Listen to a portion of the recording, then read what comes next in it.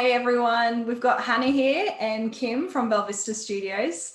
And what we're going to do today in this video is we're going to share with you 2 instructional design processes that we think are absolutely incredible. We were saying before this video, they will change your life in terms of your instructional design sphere. Like, it's really, from our perspective, they're really, really great processes. So we're going to be talking about action mapping by Cathy Moore, which you may know. And we're going to be talking about human-centered design. And what our team does is we combine these 2 processes, and that makes up our instructional design process. So what we're going to do in today's video is, just to get started, we're going to show you what that action mapping process looks like if you haven't come across it before. And we're going to put the link down below in the description so you can access it. But basically, this is the action mapping workflow at a glance. So in your own time, have a look. Basically, it just goes through different steps that you can take to help you meet your goal. So, Kim, I'm going to be asking you questions. I'm going to go through our process step by step, and we're going to look at how action mapping and human-centered design is integrated together so that we can achieve success in our projects. So take notes, everyone, because this will have an impact on your solutions. I just got to start by saying as well, I remember when I first got an instructional design job, it was the role title. I was never an instructional designer before I got that job. And on my first day, my boss was like, you need to read this blog, which was that blog by Cathy Moore. And he said, that's how we do things here. And ever since that first day, which was like 4 or 5 years ago now, like, I wasn't an instructional designer. I only learned that. And it made me a really good instructional designer from the beginning. So shout out to Cathy Moore. Thank you for everything you do. It is amazing. We use it every single day on every project. So it's incredible. So definitely master action mapping. Yeah, it's incredible. We use it for real life, like our personal life too. We're like, what actions would we need to take to achieve this? Like, it's so helpful. And Kim is someone who, like, she only does things that really add value to her life, and she like always does it. So you can be confident that it's like really valuable. If you think the way I live my life is valuable, otherwise disregard. Yeah. Okay, so the first step is around understanding what your goal is. So that's the first part of action mapping, like, what is the goal that we're trying to achieve? Yeah. So tell us a little bit about how we do that within our team. How do we understand what our goal is? Well, I think quite often projects don't have a goal, and that's the problem in the first place. And it is essential to have a goal. So Cathy Moore's got that brilliant little formula actually on her blog, and it's something along the lines of X will increase or decrease by this date when people do X. And use that. It's incredible. When you have a clearly defined goal, it helps you with the decisions that you need to make along every component, every part of your project, from the initiation through to the launch. So we call it a success statement, or it could be a project goal. And what that is an approved statement. It must be approved by anyone that could say no at any point of the project. And when we have that approved, we co-create it as well, so we're not doing it. And a lot of times clients sometimes will say, or stakeholders will say, yeah, here's our goal. But I definitely would want you to ask yourself as a practitioner, do I have everything I need to be able to achieve that goal? Or am I able to take next steps? Or do I know what I need to do to achieve that goal? And if that is not the case, you need to answer the questions, like ask yourself questions. What do I need to know to be able to achieve that, or close the gap to achieve that success statement? And if it is not specific enough, it needs to be refined. So it should definitely include things like, who is your audience? Because sometimes it's not just employees, it's certain employees, or it's certain children of certain age groups. So clearly defined audience groups. And then what do they need to do? What is the change in behavior, the performance objective? And it usually is tied to strategic objectives or a strategic plan within the organization. So definitely push back if someone goes, yeah, here's our project plan. We want to launch a code of conduct that people find interactive and engaging. That is not a successful business goal, project goal, success statement. What a better one would look like is all employees, including casuals, contractors, full-time, part-time, will complete, so that's how specific you want it to be. Yeah, it's so useful. And I think the most important part for me is that when stakeholders come to you throughout the project and they want to add different things or change the project or do things differently to what you'd originally planned, it really gives you something that you can refer back to and say, this is the goal that we're solving. We were all clear that this is what we wanted to do and we agreed on that. Can you help me understand how taking the action that you're suggesting is going to help us to meet our goal?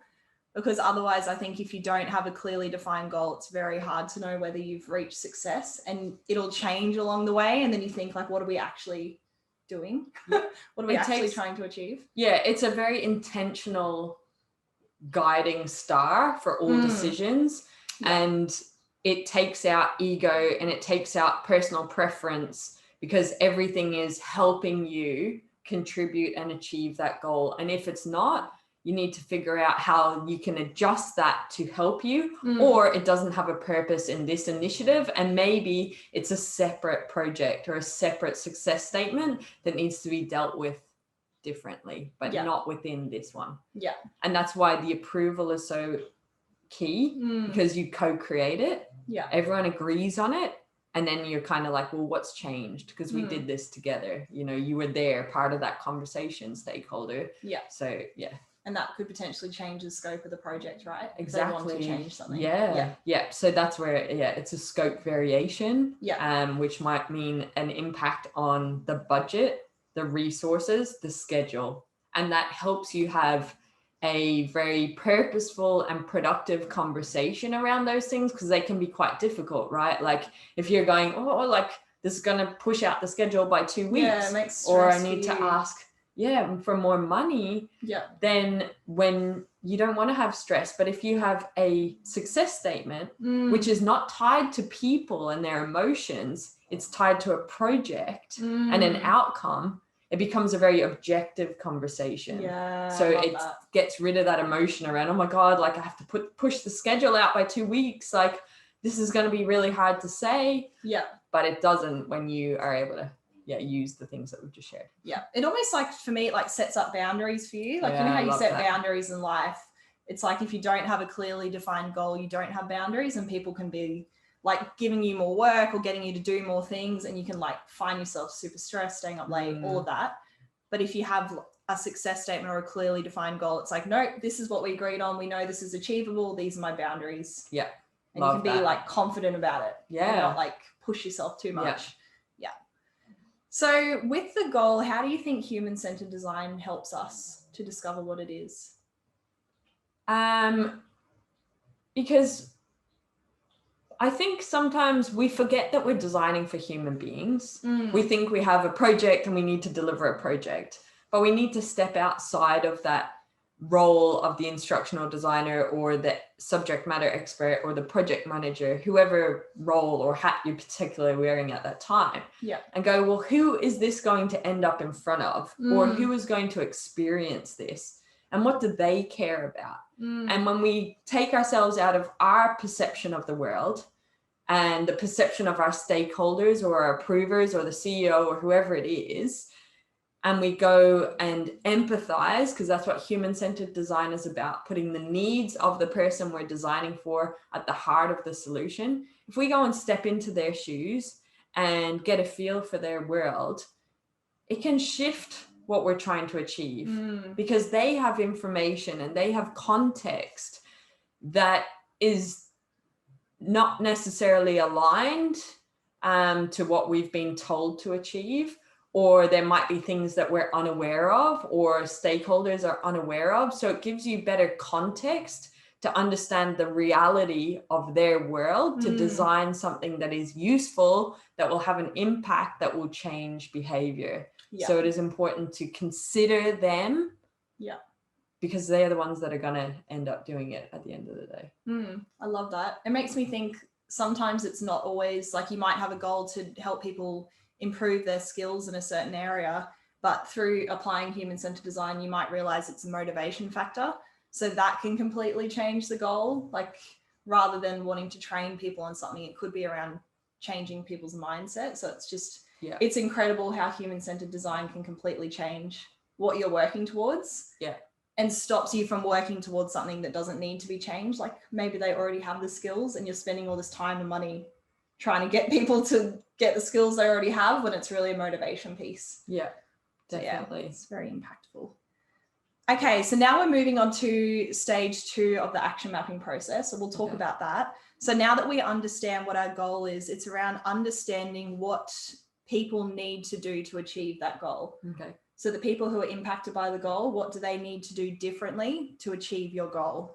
So with action mapping, this is all around like what actions would people have to take? And if you're a fly on the wall, what would you see people doing? So Kim, tell us a little bit about how we use the human-centered design process to discover like observable actions that people need to take.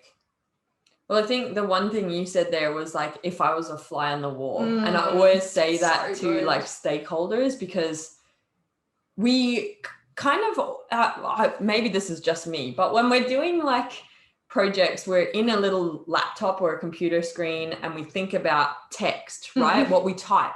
And then we think typing is good and more typing is better. And the more that is there in existence is a good learning solution. But then I, at some point, got this awareness, and probably from the action mapping blog, is that all of this stuff is available on Google. How to be a better leader, how not to bully. It's all on the internet. So why are people not using that right now? So therefore, our responsibility is not to replicate things that already exist. It's to understand what the true problem is and what people need to do. We need to give them something they can see. Be a fly on the wall. What would you see people do if they were doing that performance objective, that learning objective effectively? And the fly on the wall allows people to step out of that text world, a PowerPoint, a Word document, and go, what would I see? I would see Hannah nodding in agreement. You know, okay, well, how would I achieve nodding in agreement? I would say something that is resonating, that is tangible for her. So what would that specific thing that I would say be? And then we'd ask for examples of what that looks like. How we get that is we use empathy mapping. So you can just Google empathy map, you'll get a template. But empathy mapping allows us from a human-centered perspective to focus on what would you see people do, hear people say, what would people be thinking, how would they be feeling, what would they be doing? And we do this, we co-create it, because as instructional designers, I think we have a big role to be extractors of the right information. We have a role to be curious. We don't have to have all the answers. And when we do that, we co-create it with the right people, which may be the people that are already doing the job well, like high performers. Also in the room, you can have subject matter experts. So when you do that with them, they go, oh, in the perfect world, if we were creating the perfect human being that did all these performance behaviors the right way, we would hear this specific sentence, insert and capture, whatever that is. We would see them have this specific conversation, or we would see them do this specific thing, like this actual action. That gives us very tangible things to work with to then use for our storyboard. So we're no longer going, these are the characteristics of a good leader. And these are the characteristics of a bad leader. And think about a time when you had a good leader in your life and you had a bad leader.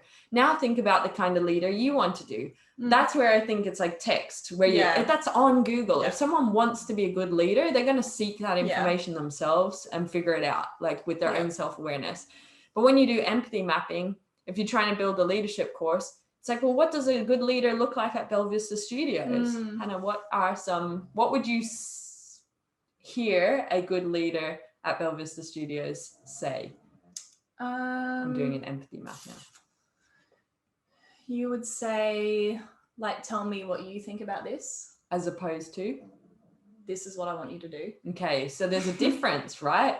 So this is what I want you to do is very directive. Maybe there's a time and place for that. So then I seek to understand as the instructional designer, is there any times when this is what I want you to do would be a good time for me to use that language? Because you've given me really nice open, tell me, which is I'm looking for ideas, blah, blah, blah. When's a good time when I could say, this is what I need you to do as a leader? Yeah. So I would say we're more on like a strict project schedule and you don't have time to develop the person to help them understand the answer themselves. Yeah. So time poor. Yeah. And then the other one is tell me. So you said tell me is a good leadership behavior that you would hear. And that's a script now that I can use in a scenario. So you see how Hannah's giving me scenarios that I didn't have to come up with. I'm just extracting it because she's the subject matter expert. Yeah. So we don't need to continue it. But that's basically how that empathy map starts getting filled out. Yeah. And from there, we're creating our content, our action-focused content. Yeah. And I love the fact that you involve the users in that empathy map. It's like, it doesn't always just have to be the subject matter expert and the experts. Yeah. By having the users there, I think they can give you really good context. So say, for example, the subject matter expert is like, oh, they just need to like text their colleague when this happens. But if you have a user in the room, they might say, oh, we're not allowed to use our mobile phones at work. So that, like, I understand that that's the best way, but we're not allowed to do that. So we need to think of something else. Yeah. So I think having the user in the room, which is the human-centered design component, can make it much more real and make sure that it works for your end users' world. Yeah. Like fits in with their world. Definitely. And I think a good thing, because we tend to be information overloaders. Well, we don't, sorry, I'm making a massive assumption. I apologize. But to move away from information-based courses to action-focused, which is what action mapping promotes, we run persona activities. And the value of them is that it actually starts us thinking about the people we're designing for. So when you do a persona, you can have a photo, or I just draw a smiley face and I'll say, okay, we're designing for this person. What's their name? What's their role title? How old are they? Tell me about their lives. So we do a persona template. Actually check out our YouTube playlist for human-centered design. Hannah runs you through the activities of empathy mapping and persona and others. So you can learn about that.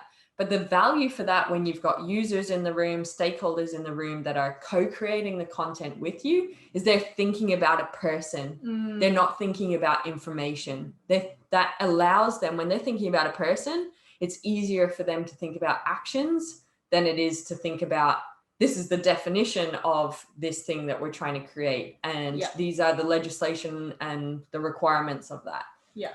So yeah, I would encourage a persona to be done quite soon after your success statement, because then we're thinking about the person, the people that we're designing for, and then we move forward into things like an empathy map. That's how we do it anyway. It's weird. Yeah, love that.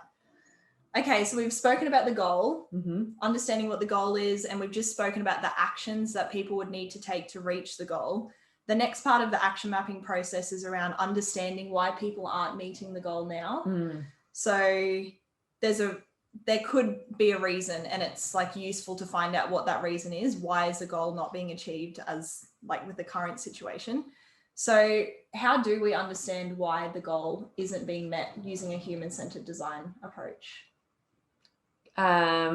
We do user interviews would be some ways. So I know we've got like 5 or 6 specific questions that we ask there.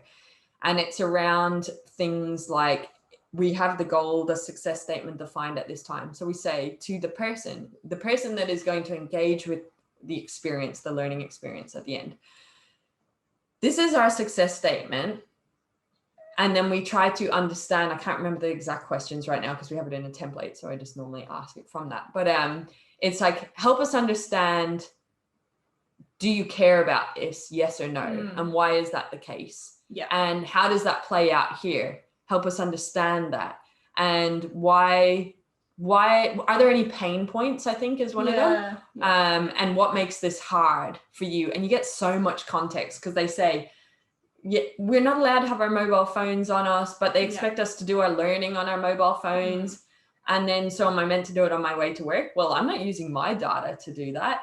And I don't get paid on my way to work. I'm watching my YouTube videos or what I care about, because this is my time. It's not work's time. If they want to pay me, maybe that's a different story. So that's a cultural thing. That's a shift. That's a change in work processes, like saying we're going to pay you on your way to work if you're willing to do this. However, not everyone gets the bus to work, not everyone gets the train. What about those people that are driving? And then are you putting them at risk because you're not supposed to be on your phone when you're driving? What if they have an accident? How does that play out? So there's way deeper stuff. It's not just like, oh, get people to do learning on their way to work. So I think human-centered design allows you to find those kinds of things out, the complexities of the real world. And user interviews are a really good way to understand the challenges and the pain points around that. And you're talking to the people that are directly impacted, that are the organization at the moment is saying, these are the ones that need help. And go, well, you tell us now, people, why you think you need help, because we've got the perspective of the organization, which might be data from HR or other quality data or health and safety data, whatever aspect of the business it's coming from. So from that. And I think, I don't know if it is from action mapping, but there's 4 lenses that it comes from. I think it is from action mapping. Okay, so it's really, really good. And you can put it up in a little chart. So there's knowledge.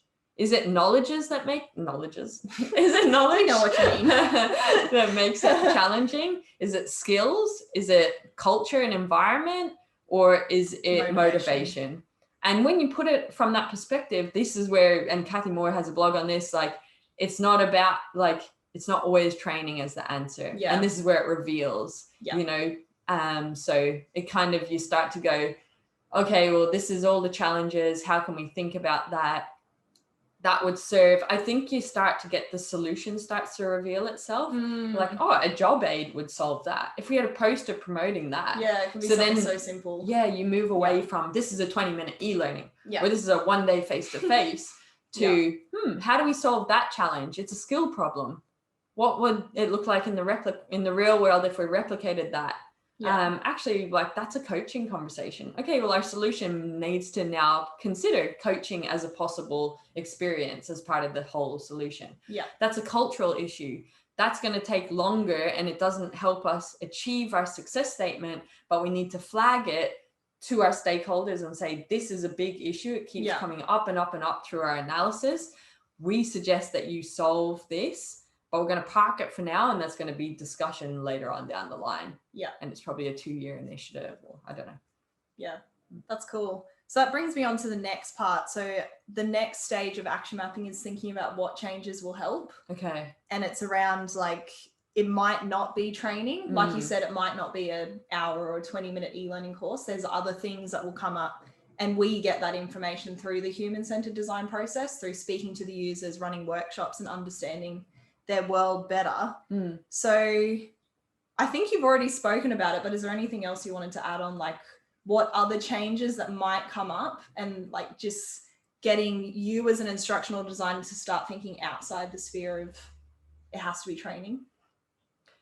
I will always promote that we're the extractors of information. We facilitate a process, which we're going through now. This is our process. We facilitate a process, and if we're curious, we can come up with the best solution, because we're not coming in with our predetermined solution, whether that's from stakeholders or us, because, oh, I've done this project before for another client, so it's going to be the same. So with that, again, co-create. It's part of a solution with the right people in the room.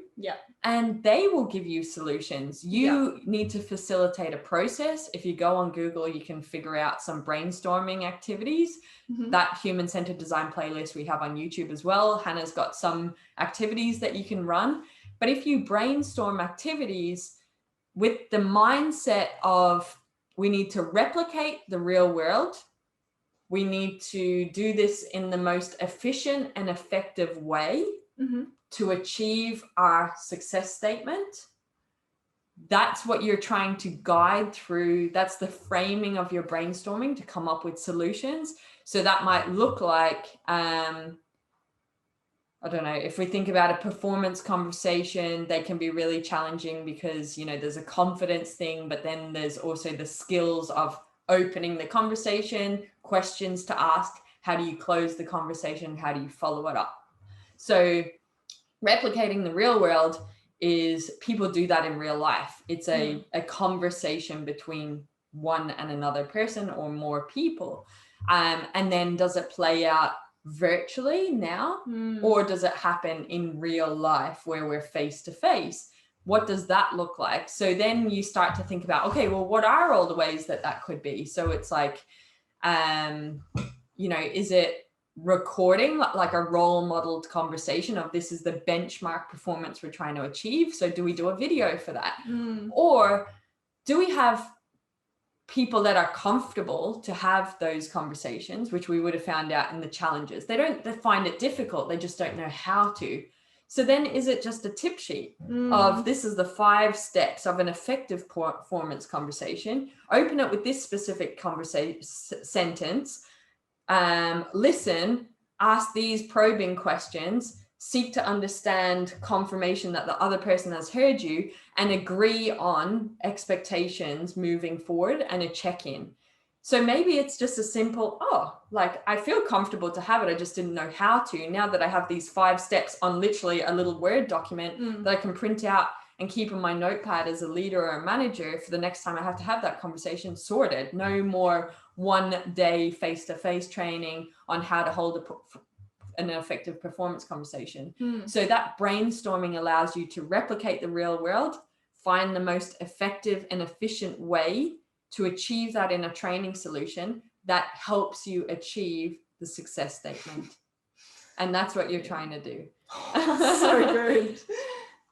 And I think you just need to, you can facilitate that in many ways that you feel comfortable with, but it's just running brainstorming activities. So one, I'm just going to mention a couple just to help you, but you guys go Google your own. So the CCAF model by Allen Interactions is brilliant for coming up with activities and scenarios. It is context, challenge, activity, feedback. So sometimes what we do is we put that up as a framework for our stakeholders and we say, right, this is the learning objective or the performance objective that you're trying to achieve. So what we want you to do is to go as a solo person and try and create a scenario based on that framework.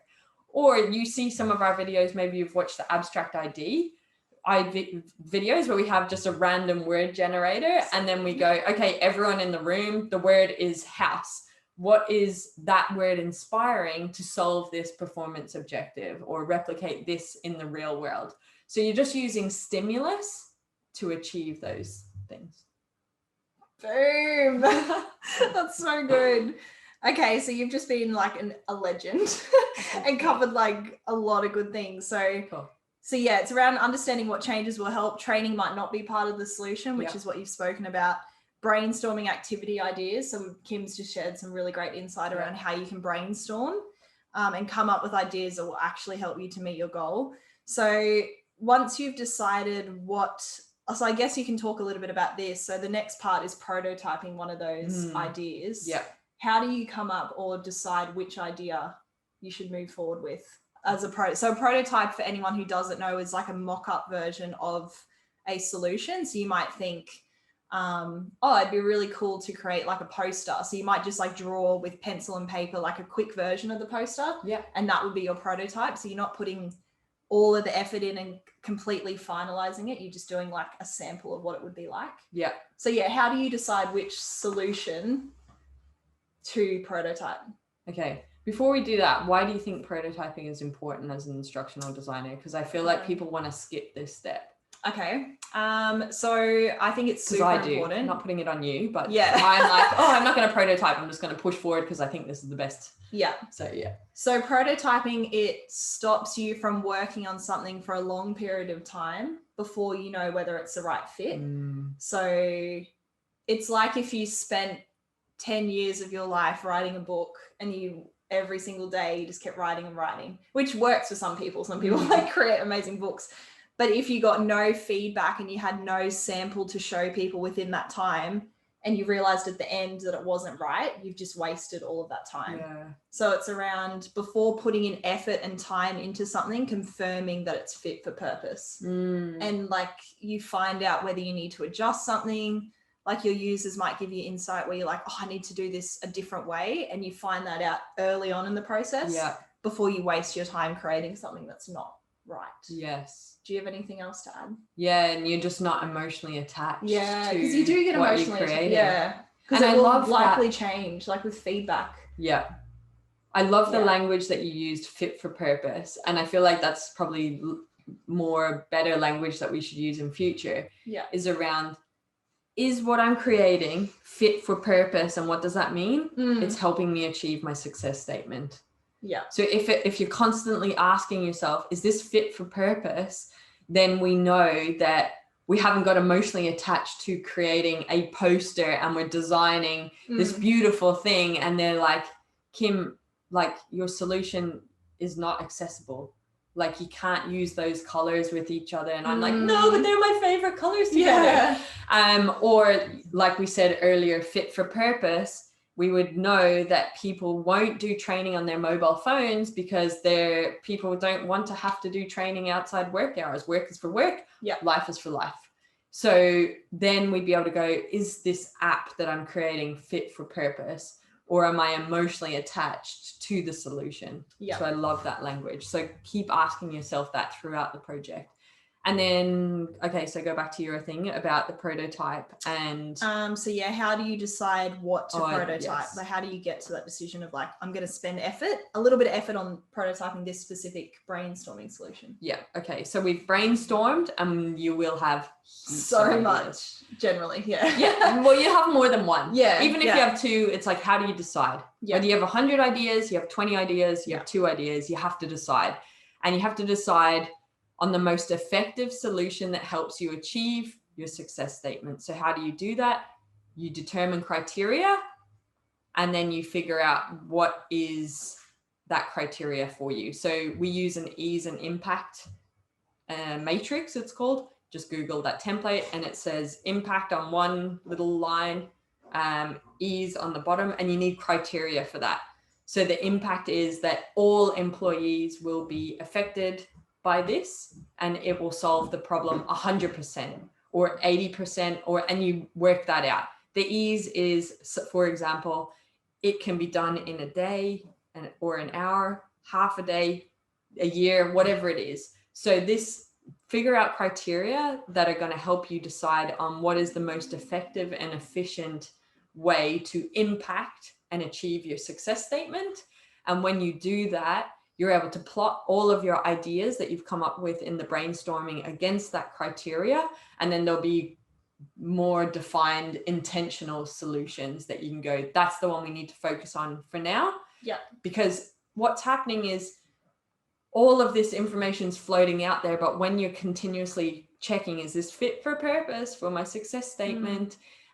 You're always getting more focused things that you know will work along each step of the process. Yeah. And then you pick that number one thing based on your criteria and run with it until it's either doesn't work or it needs to be adjusted or it hits the mark, and that becomes the solution. Yeah, love it. Just recalibrate. Remember, it's a process. Nothing needs to be perfect. You're working towards the success statement. Yeah. So tell me about, once you produce the prototype, so an example prototype for us could be like a part of a storyboard, right? Yeah, storyboard. So to help people understand, like, what's some other, it could be like a poster, could be like a drawn like app, like that you just draw with pen and paper. Could be just dot points. Document. Like a rough high level strategy, just basically anything that's like a rough version of what it's going to be. So once you have that prototype, how do we go about getting feedback to help us ensure that we're creating a solution that's fit for purpose? What do we do with that prototype? The first, I think it depends on how many rounds of feedback you have scoped. I would say you never want to go past 3. The first one is going to the project team. So they would have co-created the success statement with you. They've been in the workshops of empathy mapping. They've created personas. So they're on the journey. So we need those people to validate now. How's our prototype? Is it helping us, and you need to put clear parameters on your feedback. Is it helping us achieve the success statement? And whatever else it's defining that you are going, I need to know the answer to this before I move to the next stage. So immediate project team is who I'd get in the first round of feedback. In the second round, I'd extend it out to users. So the people that are going to be impacted by your solution. Now it's a time where you go, well, let's actually see outside of our little project team bubble, is this helping us achieve the success statement? Are they going to do things differently afterwards? What does that look like? So you ask them questions as well, but the project team's also giving feedback at that point. And then we would rein it back into the approver and a smaller team, because at this point it's no new feedback. They're just validating that everything captured so far along the process has been actioned and is accurate and ready for launch. Yeah, love it. And I love as well how we're like getting approval at each of those stages. So it's not like you're going like really far into a solution without even checking. Like we're checking whether the goal is right, whether the actions are right that they need to complete, what challenges are. Like we're getting all of that approval with the stakeholders. And they're helping us brainstorm. So they've got investment in that. And then so you would hope, like sometimes it does happen, but you would hope you wouldn't get feedback where they're like the whole thing has to change. Oh, no because way. if Not that if you does do this happen, process. it's out of scope. Like it's like we need to start up a separate project because we've had approval at so many different stages, and something's obviously drastically changed, and we need to do a different project. So it's cool because our process, it's like we get those levels of approval that make sure that we're not like doing too much rework. Which I think is really useful as well. We're evolving. Yeah, that's all what the it time. is. Like each stage we're getting closer to closing the gap. And I think ever since we've started doing this process, which we've been doing for a couple of years now, that it's completely wrong, this storyboard, or this, you need to change direction. It does not happen. No. Because everyone is involved at the right points of the project and the stage. And with that, they're co-creating it. So therefore nothing comes in that's unexpected. And when it comes in that it's unexpected, it's because sometimes they get really excited, stakeholders, about the feedback, and they want to show everyone, but they don't give the right parameters to those people to give feedback. And then the person will be like, oh, why don't we do blah, blah, blah, blah. And then you're like, well, hold on. If they knew about the success statement, and then they would know that or if they had been part of the journey, that's why they'd know that's why this idea is not going to help us achieve the success statement. So for us, like ever since this whole process that we're doing, we don't get crazy feedback. It's just like, oh, there's a spelling error here, or it's so calm. It's not like stressful. No, it's just like flows. Okay, well that's it. We've gotten through the process. Nice. I loved that. That was so good. I'm like, whoa, like everyone listening and watching, honestly, it will add so much value to your life if you like take action on the things that we've spoken about. Like it works for us, and we have projects with so many different companies and industries, and it works. So like, please listen, because is there anything else you wanted to add? I think I'd probably just want to summarize it for people and like talk about next steps, because I feel like it's just out in the air. Okay. Well, do you want me to summarize what like the different stages, and then you can talk about next steps? Yeah, go for it. I just want to point out, actually, I'll do it after because it'll make sense after. Yeah, go on. Okay. So like, just so everyone knows really clearly what we've just gone through. So we started off with what's our goal. So understanding what the goal is and solving the right problem. We then looked at what people need to do. So understanding what actions people would need to take to meet that goal. Understanding why people aren't doing it now. So like what's happening that's stopping them from achieving the goal in the current state. Are there any changes that will help? It might be changes related to skills, environment, knowledge. There could be little changes that you could make. Is training part of the solution? So like opening up the way you think about things and understanding it's not always training. Brainstorming activity ideas. So when you understand like what actions they need to take and everything we've gone through, what are some potential solutions? Using criteria to understand what solution is the best one to prototype. Prototyping that, and then getting feedback on that prototype and letting it evolve into a space where it becomes the fit for purpose solution at the end. Yeah. And I think to summarize that in the world of Addy, is you can see that a lot of this up until prototyping is in the analysis. Yeah. And we spend a lot of time in the analysis because it minimizes feedback. It minimizes change in direction. It gets people on board. It solves the right problem. So this whole process is what we do. And it is so much time and analysis.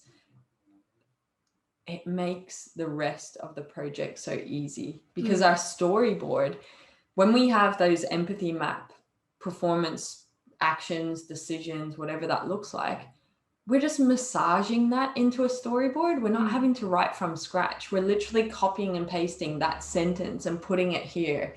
And then going, oh, that scenario that we brainstormed or co-created in the workshop, that's the one that fits and fleshes out this particular sentence that is really important to help us achieve the success statement or the learning objective.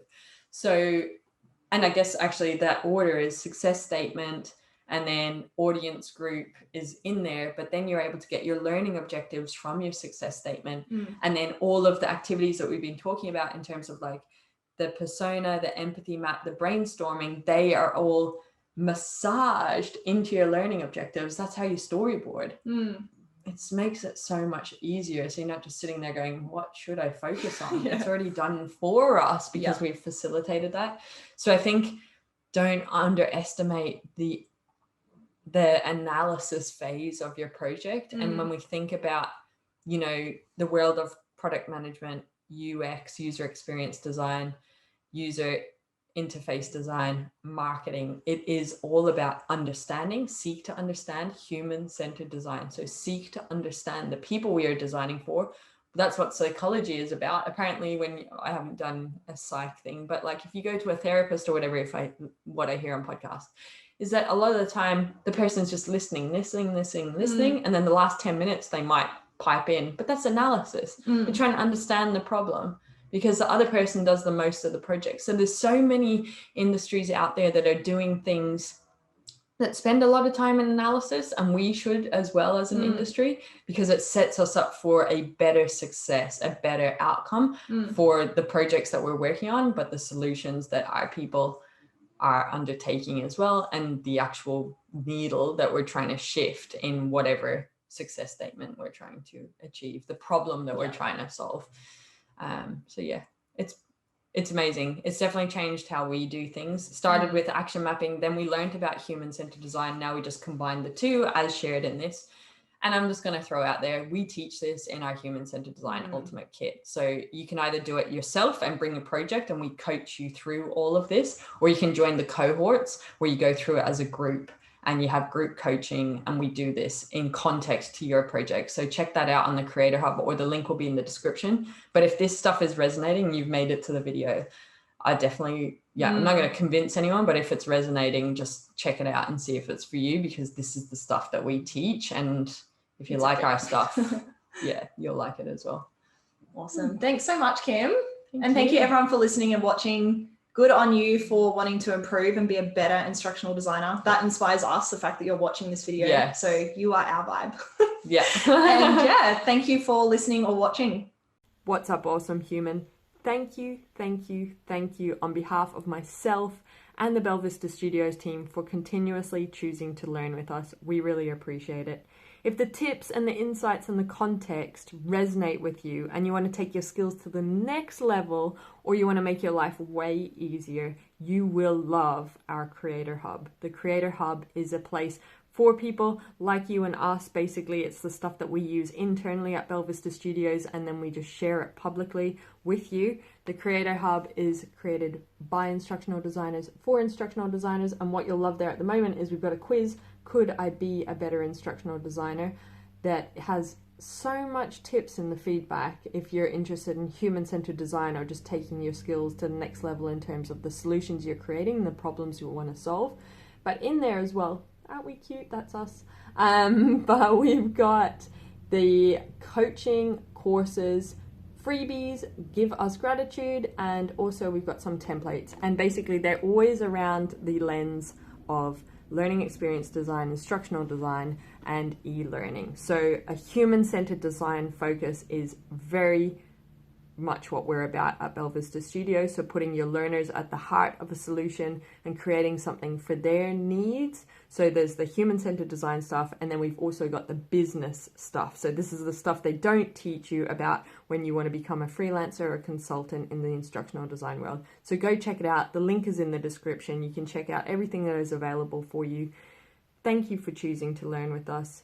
Continuously invest in your skills. You will be rewarded as an instructional designer. Share this stuff, share it with other people, because when we are better instructional designers, we create better solutions that create better humans, that create a better world. So we have a very important role, and I'm excited to be on this journey with you. Have an awesome day.